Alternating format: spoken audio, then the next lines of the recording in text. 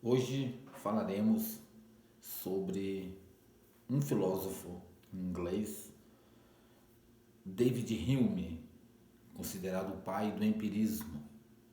Há muito que se falar sobre ele, mas vou focar em um dos seus mais emblemáticos exemplos e bem, como dizer, cabal, no sentido de esse exemplo atingir o cerne da sua obra. O David Hume ele está explorando a subjetividade humana.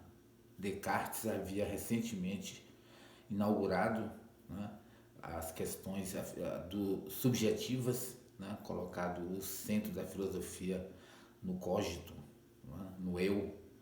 E o Hume vai investigar o que é esse eu, o que seria o espírito, que ele chama de espírito, e não de ego, chama de espírito. E ele vai dizer que o espírito tem uma característica que ultrapassa a natureza. O espírito é natural, mas ele tem uma característica que ele ultrapassa a natureza, na medida em que ele é capaz de antecipar os elementos repetitivos que a natureza nos apresenta. A natureza na sua ordem, a natureza ordinária, né? Cardinal, ela sempre nos apresenta um estado que os latinos chamavam de mens momentânea. A natureza é feita de momentos que se extinguem e outros que aparecem, né? E torna a aparecer e desaparecer. E a natureza e o espírito humano conseguem antecipar. Isso aqui é bem superficial, viu? Não é definitivo o Hume, é um aspecto que eu quero trabalhar, a natureza segundo o Hume.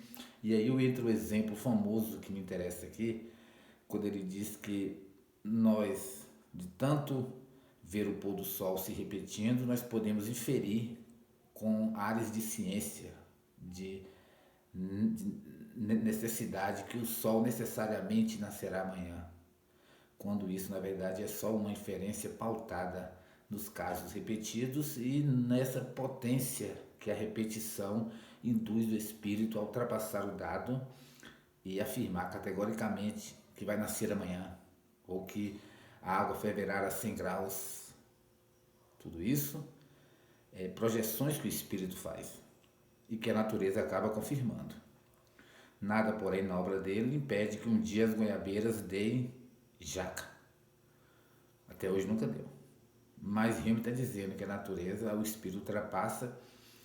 E essa antecipação do espírito, Hume dá um exemplo interessante. Ele diz que quando nós ouvimos um relógio, o relógio faz tique, em seguida faz tac, tique, tac. Muito cedo a criança ouvindo, quando ela ouve o tique, ela já espera o tac.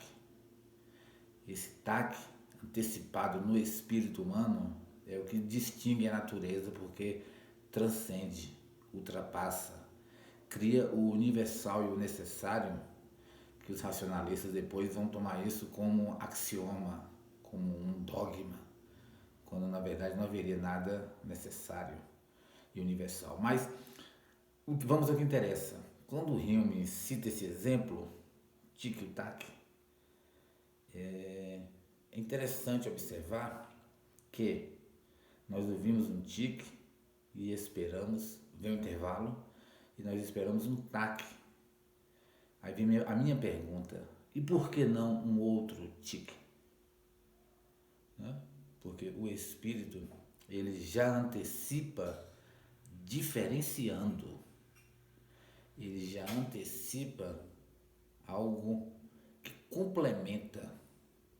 Você tem aqui, acho que alguns de vocês podem pegar isso que eu vou dizer. Você tem o primeiro momento tique, você tem o intervalo e você tem o tac. Isto é, você tem uma narrativa, você tem uma linha, você tem uma sequência de informação encadeada. O tique, o início, o intervalo, o meio e o tac, o fim. para depois um intervalo e um novo começo, né? Até inclusive circular. Resultado, o espírito traz consigo, ele é constituído, essa antecipação da subjetividade humana, ela é narrativa, ela é, como dizia o Schelling, ela é mitológica, ela é historicizada, ela é histórica, ela é temporalizada. Então, o que nos constitui na leitura que eu faço, no uso que eu estou fazendo do Hume, é que a constituição, o espírito humano, ele é uma narrativa, ele é uma lenda, ele é uma história, ele tem essa estrutura linear, eu diria até orgânica, e é interessante ver como narrativas é capaz de nos constituir. E aqui eu vou dar um exemplo, um só para não ficar longo a aula, de um exemplo de uma narrativa constituindo uma criança. Há um psicólogo muito famoso, ele fala, ele observando o neto, interessante porque Freud também tirou conclusões da sua neta, parece que é uma tradição você estudar os netos. Ele disse que a sua neta gostava muito de bonecas, tinha muitas em casa, e sempre que brincava, ela era a mãe e a boneca as filhas. E ela se comportava como a mãe, como ela imaginava que era a mãe. E, certa feita, essa criança ganhou uma boneca chamada Pocahontas. Né? Pocahontas, a Índia Tomahawk, nordeste dos Estados Unidos.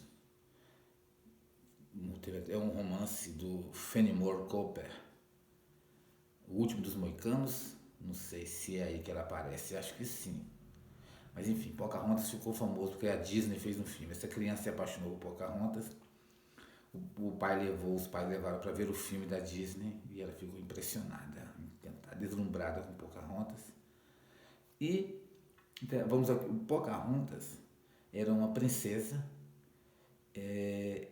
educada para se casar com o herói da tribo, um guerreiro que encarnava todos os valores, todo o código de ética, todas as perfeições, era corajoso, generoso, intrépido, leal, inteligente. E ela ia ser a noiva desse guerreiro. Só que Pocahontas se apaixona por um marinheiro inglês, Smith, não sei das quantas, e ela abandona o príncipe e foge em busca de um mundo diferente, desconhecido e aparentemente superior, dado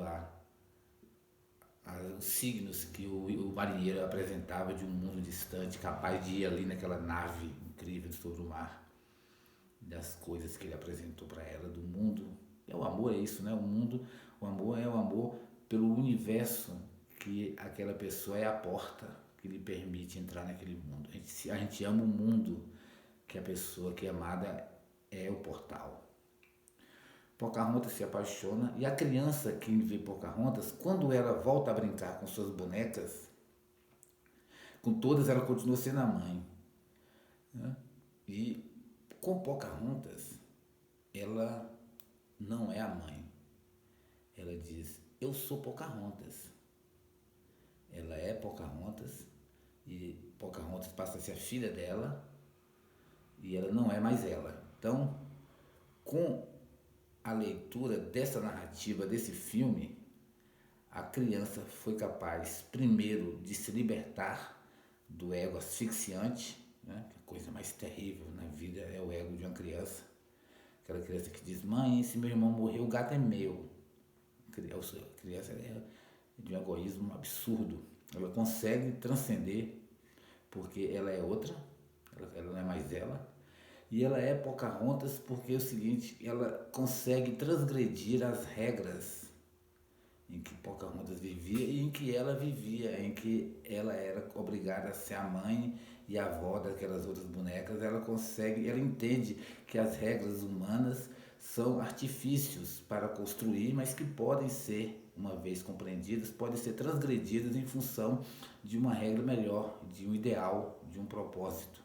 Então ela consegue entender que o mundo que ela vive é uma narrativa, E, na medida que ela entende isso, ela pode ir em busca de outras narrativas e ela pode transcender.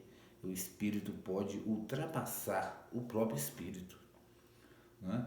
Não só o espírito, como o Rime dizia, que antecipa o dado, mas o espírito pode antecipar o próprio espírito e se projetar para uma meta-espiritualidade que eu prefiro para a aula aqui, para me não empolgar, não arrastar vocês para uma aventura alucinante. Muito obrigado.